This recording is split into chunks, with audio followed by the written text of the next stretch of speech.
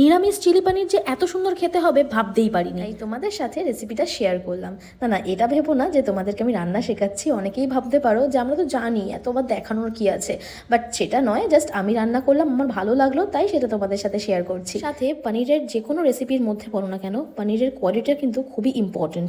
আর আমুলের এই পনিরটা কিন্তু চরম ছিল, মিষ্টি দোকানের পনিরের থেকেও কিন্তু অনেক হাই কোয়ালিটি। তো যেহেতু নিরামিষ পনির বললাম, তাই ক্যাপসিকাম আর কড়াইশুঁটি দিয়েই রান্নাটা কমপ্লিট করলাম। সেটা তোমরা দেখতেই পাচ্ছ। সাথে একটু আদা, নুন, হলুদ, লঙ্কার গুঁড়ো, ব্যাস তাতেই হয়ে গেল। আর কেচাপ তো অবশ্যই আছে, কিন্তু সয়া চিলি আমি দিইনি। তোমরা চাইলে সয়া চিলি আর হালকা একটু মিষ্টি অ্যাড করতে পারো, তাতে টেস্টটা কিন্তু আরো ভালো হবে। ও হ্যাঁ, চিলি পনিরে কিন্তু আবার চিলি দিতে ভুলো না। আমি কিন্তু 4টে চিলি অ্যাড করেছি ঝালের জন্য।